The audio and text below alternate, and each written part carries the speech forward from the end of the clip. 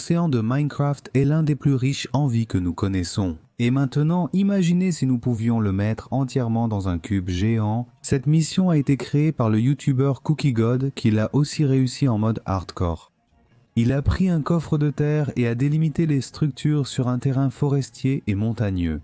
Nous ferons d'abord un pilier du sol au ciel pour fixer la hauteur, puis construirons une structure simulant un cercle géant. Ce sera le sommet de l'endroit où se trouvera notre océan et il sera entouré d'une base en verre qui simulera un immense bocal. Cet endroit comprendra des monuments aquatiques, des coraux, des épaves et divers éléments personnalisés comme des requins, pieuvres et sous-marins. De plus, certains mobs pacifiques et hostiles seront amenés pour composer notre faune aquatique. Après avoir fini le cercle de terre géant qui a pris plus d'1 heure, nous allons construire une piscine géante dessus pour approvisionner notre monument lorsqu'il sera prêt. La structure étant achevée, nous allons installer les murs en verre qui soutiendront toute la construction. Pour cela, il a fallu beaucoup de sable afin d'obtenir le plus grand nombre possible de vitres. Nous n'avions que quelques centaines dans nos coffres, alors nous sommes allés à The End pour trouver beaucoup de sable et fabriquer ce qu'il nous fallait.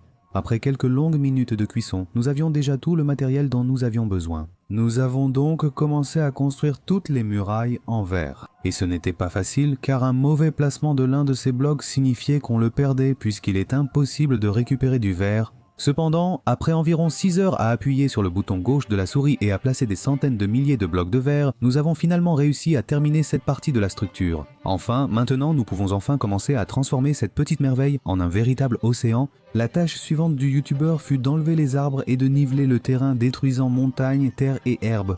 Il a remplacé le matériau retiré par du sable, du gravier et de l'argile, la plus difficile à trouver. Grâce au duplicateur de sable, nous disposons à l'infini de sable, terre et pierre. Maintenant, ce même discours ne s'applique pas au gravier et à l'argile, que nous devrons obtenir manuellement.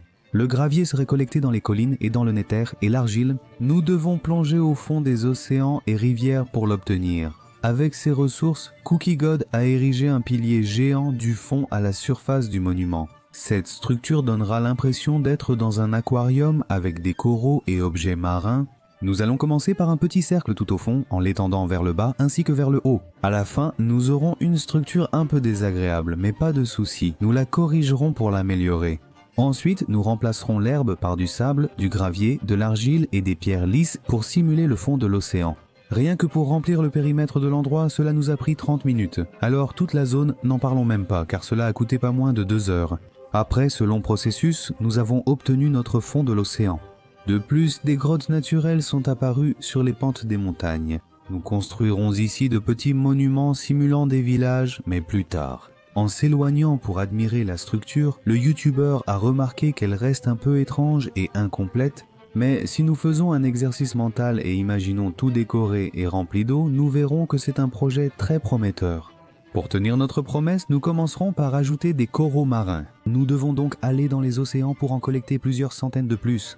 Quelques minutes et presque des morts plus tard, nous pouvons enfin placer certains objets sur notre monument. Un détail a été oublié, l'eau, essentielle aux coraux. Ce n'est pas grave, nous les mettrons à la fin des travaux.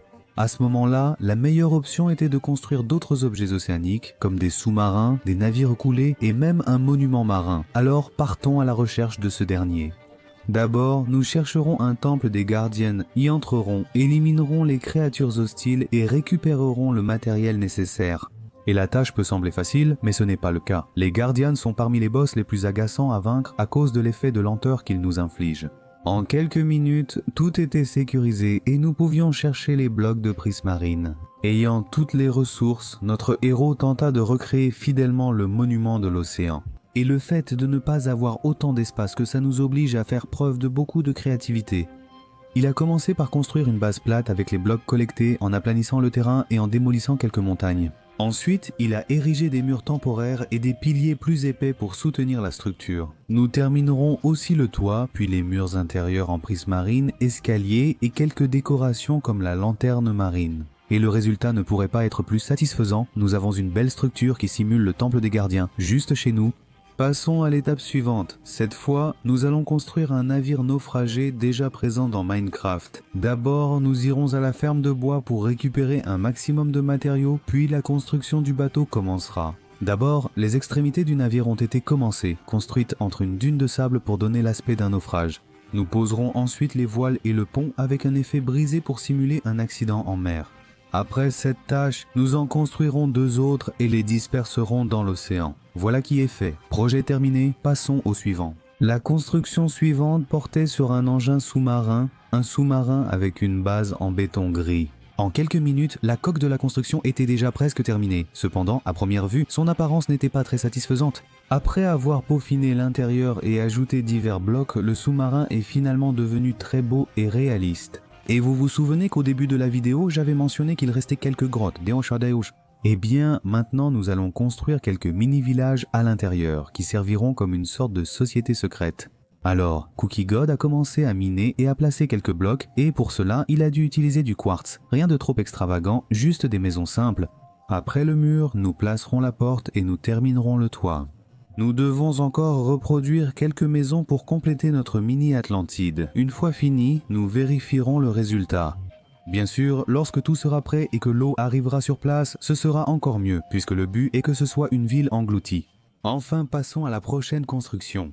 Notre guerrier est retourné à sa base pour récupérer des ressources comme des briques, escaliers et dalles. C'est pour que nous puissions rassembler des matériaux afin de construire une ruine échouée. De plus, nous irons jusqu'à une forteresse, Stronghold, dans le but de chercher quelques blocs qui n'existent que là-bas. Nous allons maintenant retourner au monument et entamer la construction de la ruine au sommet du pilier central. L'intention est de faire en sorte que cet endroit ressemble à un ancien champ de bataille où de nombreuses guerres ont été menées il y a des siècles. Nous souhaitons aussi laisser des marques rappelant l'ancestralité, comme la destruction et des vestiges de matériaux. Nous placerons d'abord de petites ruines autour, puis ajouterons des morceaux de grise en fer et quelques blocs d'or. Plus tard, coraux, plantes et herbes seront plantés, mais il faut d'abord attendre l'eau. Après avoir terminé la structure, nous retournerons au fond de notre base pour construire un cratère. L'idée est de donner l'impression que ce lieu a été frappé récemment par une météorite. Pour cela, nous retournerons à notre base pour chercher quelques matériaux, ou plutôt quelques pierres lisses afin de les transformer en briques de pierre. Ensuite, nous irons là-bas pour remplacer des terres et sables par des pierres, puis ajouter des blocs, dalles et briques de pierre. De plus, nous ouvrirons un grand espace dans le sol pour simuler le cratère. D'autres pierres ont été suspendues dans les airs à l'aide de fils. Et enfin, nous ajouterons des feux de camp au fond de l'endroit pour donner l'impression qu'il y a eu une explosion récente. Ensuite, une idée intéressante a surgi. Placer plusieurs feux de camp à l'intérieur de certains lieux pour simuler plusieurs volcans sous-marins. C'est ce que nous avons fait. Après quelques minutes, tout était terminé. Maintenant que c'est prêt, nous allons varier et travailler sur la surface du monument. Nous avons un peu de chance. Nous sommes dans une zone enneigée, ce qui fait que l'eau au sommet est gelée. Pour l'idée de départ, c'est parfait, car une partie de cette surface sera justement un endroit de glace. Nous allons commencer par construire quelques icebergs, et pour cela, il a évidemment fallu retourner à notre base pour récupérer quelques matériaux. Nous aurons besoin de glace bleue, compactée et ordinaire. Aucun de ces matériaux n'était en quantité suffisante, donc il a fallu aller en chercher davantage dans les biomes de neige. Pendant que le youtubeur volait, un imprévu est survenu durant le voyage. Oui, l'Elytra s'est cassé alors qu'il volait, il faut rappeler que c'est en mode hardcore. Et nous n'avons pas perdu toute notre progression et la carte uniquement parce que nous tenions un totem d'immortalité. Bref, nous étions à pas moins de 3000 blocs de notre destination finale. Donc, la seule alternative qui nous restait était de chercher quelques matières premières afin de réparer l'Elytra. Une fois cela fait, nous avons pu reprendre la récupération de glace. Parti pour le biome de neige, nous avons trouvé des icebergs et une famille d'ours polaires. Autrement dit, exactement ce que nous cherchions. Maintenant que toutes les ressources ont été collectées, retournons à notre monument pour commencer la construction de la surface. Nous allons d'abord assembler les icebergs faits de glace bleue, de glace ordinaire et de neige. Le résultat est très agréable. Nous allons créer quelque chose de nouveau dans Minecraft. Il vit au fond des mers et possède des tentacules. C'est bien ça, nous parlons de la pieuvre. Nous ferons comme s'il tentait de fuir l'aquarium, ses tentacules agrippés aux vitres. Pour cela, nous sommes allés à notre base chercher quelques terres cuites. Nous prendrons aussi du bois d'acacia et irons ensuite chercher des stalactites dans une grotte. Après avoir tout collecté, nous allons ouvrir un espace dans la structure qui retenait l'eau. C'est ici que nous façonnerons notre poulpe. La base sera en terre cuite, l'extérieur avec des stalactites et des escaliers. Enfin, les yeux seront faits en béton foncé. Au final, notre pieuvre n'avait rien d'effrayant. Au contraire, elle avait l'air très sympathique. Je pense que l'effet recherché, celui de le faire paraître en train de s'échapper du monument, est réussi. Continuons les tâches. Le prochain mob à créer était un requin absent aussi de Minecraft Vanilla. Pour cela, nous devrions collecter quelques blocs dans des grottes, des montagnes et des biomes éloignés. Pendant que le youtubeur remplissait cette mission, nous avons perdu notre pioche en diamant enchanté, mais ce n'est pas grave, la vie continue. Après avoir tout collecté, nous avons commencé à construire le requin qui sera placé au-dessus du navire naufragé déjà construit. Après quelques minutes de travail et en utilisant pratiquement le même matériau que pour la pieuvre, notre requin a finalement été terminé. Pour lui tenir compagnie, CookieGod a également décidé de construire un requin marteau. La base de ressources étant la même que pour les animaux précédents, le travail a été bien plus rapide et terminé en quelques minutes. Celui-ci a les yeux sur les côtés de la tête et des nageoires un peu plus prononcées que le requin ordinaire. À ce stade, 3 animaux marins sont déjà construits dans notre aquarium géant. Et bien sûr, nous ne pouvons pas oublier notre chère tortue, qui sera faite avec du bois raffiné et de la pierre de l'Inde. Pour cela, nous devons aller à l'Inde, car il n'y en avait pas assez dans notre base. De plus, notre héros a emprunté quelques têtes de Wither Skelett directement à la base elle-même. Avec tout en main, la tortue sera près de la pieuvre, donc à la surface. La base sera en pierre de l'Inde, la carapace en bois raffiné et les yeux faits avec 2 têtes de Wither. Le résultat final n'aurait pas pu être plus beau ou plus mignon. Même si nous avons eu quelques problèmes techniques, comme des trous à la surface du monument, des fuites d'eau à l'intérieur et l'apparition de monstres dans la construction, allons de l'avant et passons à notre prochaine tâche. Jusqu'à présent, notre océan ne présente pas beaucoup de variétés de couleurs et pour cette raison, nous allons construire quelques poissons. Le premier sera fait de laine bleue, jaune, de vert et de blocs d'or. Le second poisson est Dory du film À la recherche de Nemo. Elle sera représentée avec les mêmes blocs qu'avant, ainsi que du bois d'acacia et de la laine cyan. À ce stade, nous avons tous les mobs prévus pour notre océan, 2 requins, une pieuvre et une tortue. Ensuite, il a fallu casser toute la terre sous la surface pour remplir l'aquarium. En attendant, nous irons chercher des mobs hostiles et pacifiques à amener ici. Pour cela, nous sommes allés à notre base et à la ferme à slime pour récupérer des objets et fabriquer des laisses. Chose dite, chose faite. En allant sur les mers et les rivières pour trouver des dauphins, le youtubeur les a emmenés directement vers leur nouveau foyer. À ce moment, on a constaté que l'aquarium n'était pas totalement rempli et qu'il y avait des problèmes, comme des canaux près des constructions personnalisées et des fonds marins restés à sec. 2 heures plus tard, après avoir réorganisé l'eau, tout était parfaitement rempli et maintenant notre océan était enfin prêt à accueillir la vie. En allant chercher nos dauphins, nous avons croisé quelques tortues, alors pourquoi ne pas en profiter ?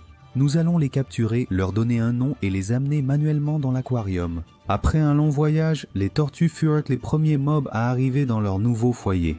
On en a profité pour les faire se reproduire. Les coquines ont vite agrandi la famille, nous donnant plus de bébés et donc plus de tortues dans notre aquarium. Enfin, nous pouvons reprendre la mission Dauphin secret. La tâche a été très simple. Il suffisait de les capturer avec des cordes et de les tirer jusqu'au monument. Et fais le L, parce que nous allons chercher quelques calmars. Le plan pour les avoir sera le même que pour les dauphins, mais avec la différence qu'elles ont moins de résistance hors de l'eau. C'est pourquoi nous avons apporté des seaux pleins au cas où elles suffoqueraient. En chemin, transportant nos chères créatures, un doute a mené à une réflexion. Pourquoi apporter des calmars à l'aquarium s'ils ne naissent pas naturellement dans les plans d'eau ? Nous sommes allés en haute mer pour pêcher des poissons tropicaux. Minecraft compte 20 espèces, c'est pourquoi nous allons toutes les capturer. Après un certain temps de chasse, nous avons complété la collection. Il reste 2 créatures à ajouter à notre monument, l'ours polaire et l'axolotl. Ils sont faciles à capturer grâce à notre aquarium d'axolotl près de la base principale. Nous les conduirons dans les temples engloutis pour protéger nos petits poissons. C'est parti pour chercher les ours polaires.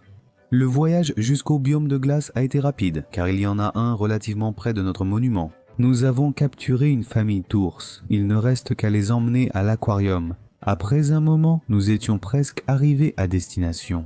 L'objectif principal était de déposer les animaux sur les icebergs à la surface de l'aquarium. Pour cela, nous devrons construire un escalier gigantesque afin de les transporter efficacement. Cette construction a duré plus longtemps que le transport des ours. Une fois l'escalier terminé, il a parfaitement servi et nous avons pu amener les animaux en sécurité. Le seul problème, c'est que les ours vont constamment au bord de l'océan, prenant de sérieux risques de tomber et de perdre la vie. Cependant, d'une manière inexplicable, leur programmation ne leur permet pas d'avancer vers les parties sans bloc. De cette façon, même s'ils restent sur les bords, ils ne sautent pas de là. Pour finaliser notre projet, le youtubeur a accompli la tâche la plus attendue qui aurait dû ouvrir la vidéo. Sans imprévu, nous décorerons tout notre océan de magnifiques coraux.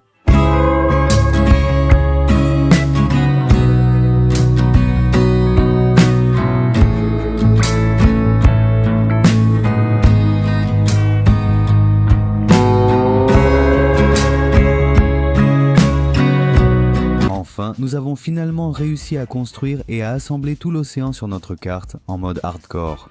Le résultat est incroyable et mérite certainement votre like et votre abonnement.